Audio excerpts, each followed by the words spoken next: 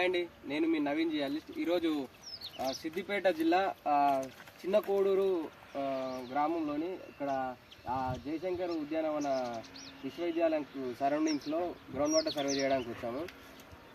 ఇక్కడ ఒక ఫీచర్ కనిపించిందండి. ఏమైందంటే ఇక్కడ చుట్టుపక్కల ఒక డోలరైట్ డైక్ ఒకటి ఫామ్ అయి ఉంది. దీన్ని మొత్తం తీసేయడం జరిగింది. అంటే ఎత్తి వేరే సైడ్ పోసేస్తున్నారు మట్టి. అయితే మనకు డైక్ యొక్క ఇంటీరియర్ స్ట్రక్చరు ప్లస్ డైక్ సరౌండింగ్ ఉన్న కాంటాక్ట్ జోను అనేవి క్లియర్గా వస్తున్నాయండి. మనం చూసుకుంటే ఇక్కడ చూడండి, ఇక్కడ ఫెల్స్పర్ వీన్ ఉన్నది చూడండి. ఫెల్స్పర్ లేకపోతే క్వార్ట్జ్ వీన్ లాగా ఉంది, కొంచెం బాగా వెదర్డ్ అయిపోయి ఉన్నది. ఇంకా ఒక లైన్ లాగా ఉన్నది చూడండి. ఇసోంటి ఏరియాలలో ఇది హై ఫ్రాక్చర్డ్ కాబట్టి ఇసోంటి కరెక్ట్ పాయింట్లో మనం బోర్ పాయింట్ ఇస్తే ఈజీగా బోర్ పడడానికి అవకాశం ఉంటుంది. అదేవిధంగా భూమిలో పొరలు ఏ విధంగా ఉంటాయంటే ఇక్కడ చూడండి, మనకు క్లియర్గా కనపడుతుంది.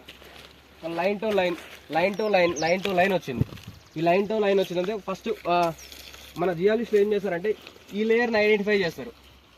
సపోజ్ మనం ఇది ఇంటీరియర్గా ఇంకొక 100 ఫీట్ల లోతులో ఉందనుకో, ఈ లేయర్ అనేది కంప్లీట్గా డ్రై అయి ఉంది. మనం ఈ లేయర్ని ఫైండ్ చేస్తాం కానీ దీంట్లో వాటర్ ఉన్నాయా లేవా అనే వాటర్ పర్సంటేజ్ని మనం అంత అక్యురేట్గా చెప్పలేము. మనం అప్రాక్సిమేట్గా ఇవ్వడానికే వీలవుతుంది. అదేవిధంగా చూసుకుంటే ఇక్కడ వస్తూ ఉంటే సాయిల్ నేచర్ మారిపోతూ ఉంది. ఇక్కడ చూడండి, ఇక్కడ కింద హార్డ్ ఉంది, ఇక్కడ వరకు హార్డ్ ఉంది ఈ ఏరియాలో. మళ్ళీ పైన చూస్తే మొత్తం మెదడు ఉంది, మొరం లాంటిది ఉంది. కొంచెం అటు పోతూ ఉంటే దాని రాకి యొక్క హార్డ్నెస్ ఇక్కడ వరకే ఉంది హైగా. అక్కడ పోతూ ఉంటే తగ్గిపోయింది. అంటే మనం ఇక్కడ బోర్ రికమెండ్ చేసామనుకున్నా పడడానికి అవకాశాలు తక్కువ ఉంటాయి. లేదు ఆ ఏరియా పోయామనుకున్నా అక్కడ బోర్ పడడానికి ఎక్కువ అవకాశాలు ఉంటుంది. అది ఈ విషయాన్ని ఒక జియాలజిస్ట్ మాత్రమే మనకు వివరించగలుగుతాడు. అదేవిధంగా చూసుకుంటే మనం సాయిల్ ఆఫ్ నేచర్, ఇక్కడ సాయిల్ లైట్గా వైట్ కలర్లో హైలీ వెదర్డ్ మొరం లాగా ఉంది. అక్కడ పోతా ఉంటే చూడండి ప్యూర్ రెడ్లోకి మారిపోయింది. ప్యూర్ రెడ్ అంటే దానికి మధ్య వేరియేషన్ ఒక 5 మీటర్స్ ఉంటుంది. అంటే ఇక్కడ నేచర్ ఆఫ్ సాయిల్ మారిందంటే కింద రాక్ కూడా మారే అవకాశాలకి చాలా ఎక్కువ అవకాశం ఉంటుందండి. అక్కడ చూడ రాక్స్ కూడా యాక్చువల్గా ఇక్కడ ఉండాల్సింది డోలరైట్ డైక్స్ బౌల్డర్స్ ఉండాలి.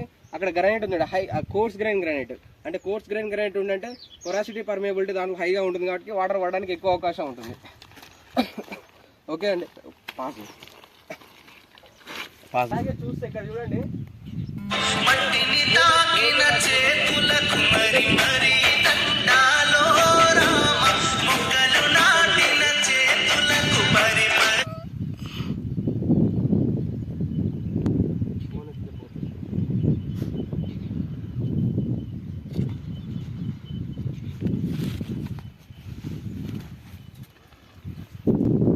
ఆ క్లియర్ ఎంత బ్యాండ్ స్ట్రక్చర్ లాగా కనపడుతుందో చూడండి.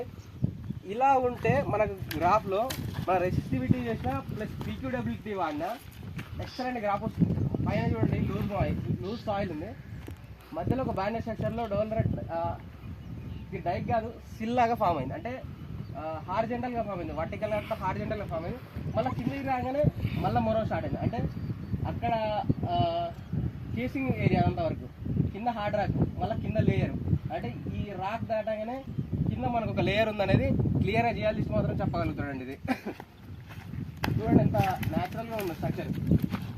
అక్కడి నుంచి ఇక్కడ ఫోల్ లాగా వచ్చి మళ్ళీ ఇక్కడ వచ్చి ఇక్కడ పైకి లేదు. ఓకే.